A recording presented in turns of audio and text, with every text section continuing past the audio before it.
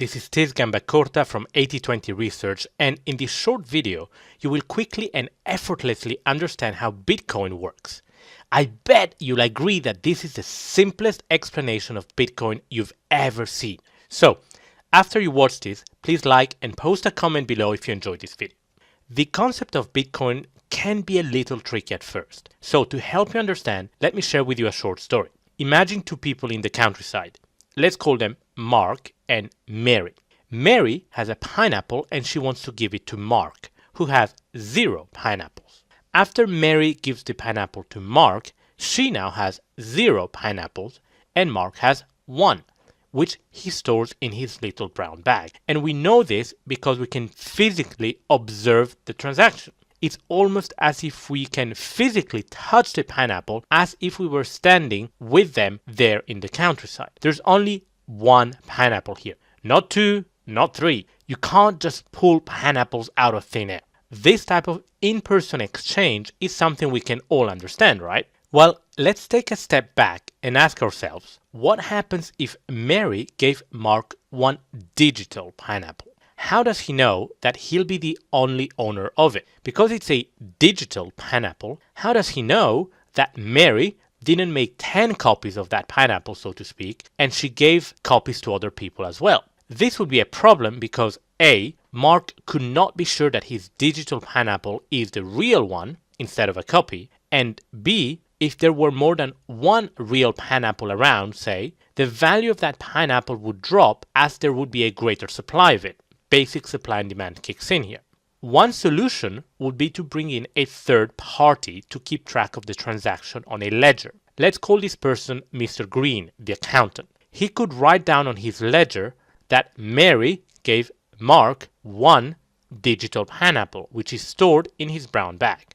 So that way, someone is keeping track. This solution has a major drawback, because Mr. Green, the accountant, could also manipulate his ledger and just create more entries, therefore creating fake pineapples as well. There is no trust in this scenario because whilst it solves the trust issue in relation to Mary and Mark, the integrity or trust in the system relies on a single entity, Mr. Green, the accountant. So this solution doesn't work. But what if there were 10 accountants in charge of keeping track of this transaction? What if all 10 had copies of the exact same ledger? Now we're getting somewhere. But there is an even better solution. Instead of just 10 accountants observing the transaction in the beautiful countryside with Mary and Mark, what if there were thousands of them? A huge network of people who all have a copy of the same ledger that keeps track of every single pineapple transaction. At a simplified level, that is exactly how Bitcoin works. Let me explain.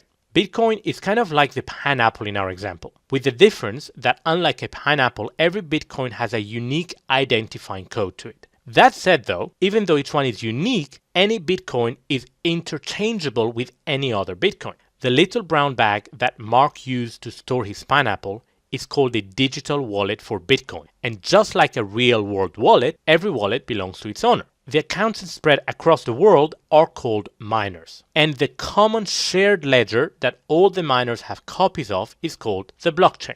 So why would the accountants or miners have any interest in participating in a blockchain network? Well, by offering to verify third-party transactions, they can also mine bitcoins. By using their computers to solve highly complex mathematical equations, they can create or mine bitcoins, which of course increase the value of their respective wallets. It's important to note that unlike traditional currency, which can be forged and which any central bank can decide to print more of at will, this is the only way that new bitcoins can be created. Furthermore, there is a maximum amount of bitcoins that will ever be created, which again is not the case for traditional currency. There is no maximum amount of money central banks can ever print, which has caused and will cause periods of very high inflation in history. As more and more bitcoins are mined, the mathematical problems to be solved become increasingly difficult, which means that year after year, it becomes more and more difficult to mine bitcoins. And therefore, fewer and fewer bitcoins are being created. All of this contributes to reducing supply for bitcoins, whilst demand and usage for it is likely to increase. all of which in turn contributing to Bitcoin prices rising.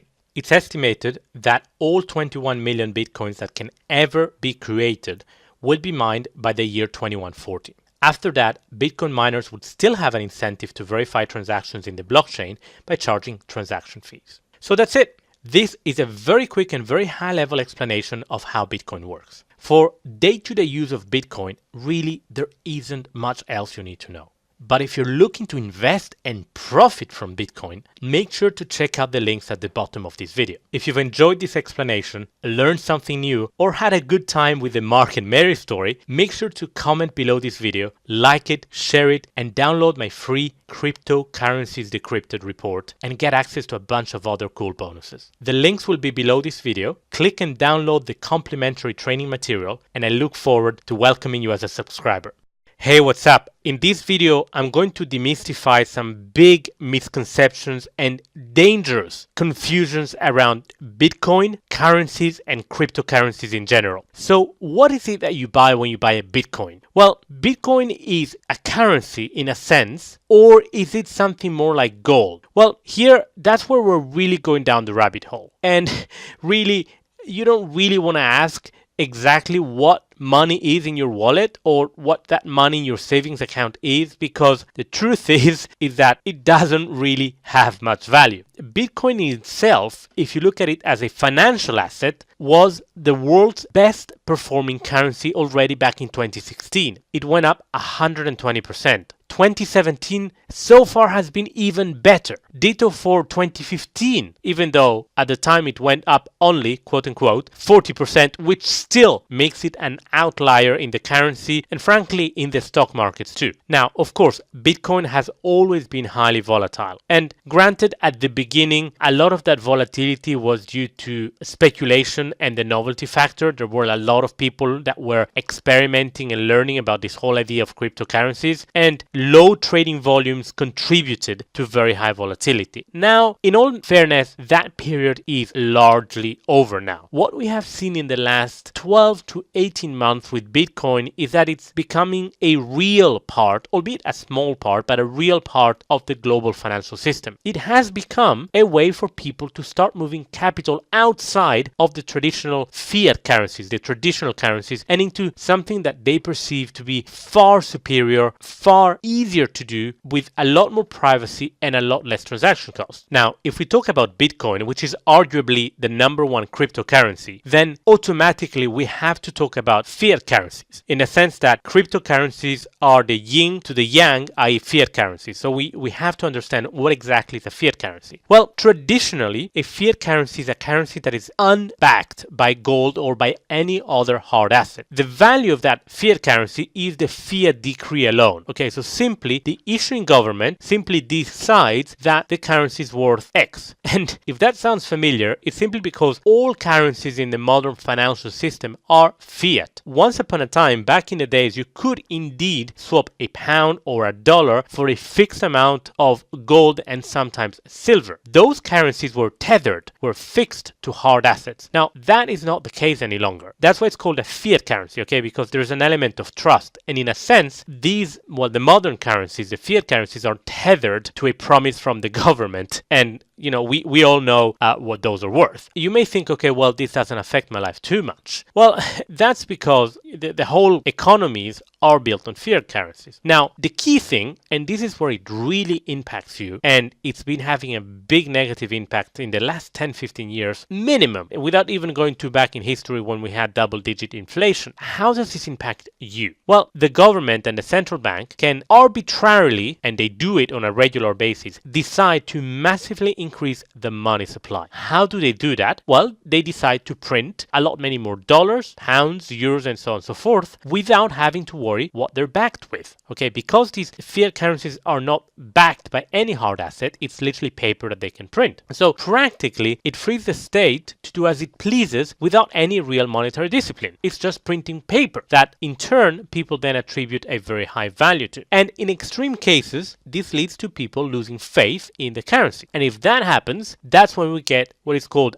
hyperinflation, periods of very, very high inflation. And therefore, the value of the money that you hold in your bank account, in your wallet, is destroyed very quickly. And that's why gold has traditionally been a way of protecting yourself against it, because it's a hard asset, there is a limited supply of it in the world, and governments cannot arbitrarily create gold. That's how gold moves your capital out of the whole fiat currency system, the fiat money system, into a real hard asset. So how about Bitcoin? Well, Bitcoin isn't backed by anything. So in that respect, Bitcoin as a currency is not tethered to a hard asset. You cannot really link Bitcoin to an ounce of gold or silver at a fixed price. However, it does have two major advantages, and this is where the whole innovation of cryptocurrency comes into play. Number one, it's not issued by any government or central bank. And number two, there is a fixed ceiling on how many Bitcoins can be issued. 21 million. Therefore, you have the benefit of A, not having to worry about whether the government or the central bank decide to print more money because they've run into more debt. And number two, you also have the certainty that that hard cap, there's no way of getting around it. So not only you're not tethered to a government or a central bank, but you also know that there is a hard cap, just like in a sense, there is a hard cap to the amount of gold that's available in the world. That is the appeal of Bitcoin. There are also some disadvantages to Bitcoin, and mainly here is that if someone was to hack the algorithm behind Bitcoin, that could have the same effect of a central bank printing money. It would lead to a loss of faith in the value of the Bitcoin. And now that's kind of the parallel. So central bankers are to fiat currencies what hackers are to cryptocurrencies. In a sense, Bitcoin shares some of the characteristics of a fiat currency and some of the characteristics of gold. And in the recent years, we have seen the gold-like qualities of Bitcoin being dominant, right? So the fact that they are not influenced by central bank policy, that there's a limited amount of them, etc. So people have been taking money out of traditional fiat currencies. They have been taking their money out of that system and putting them into Bitcoin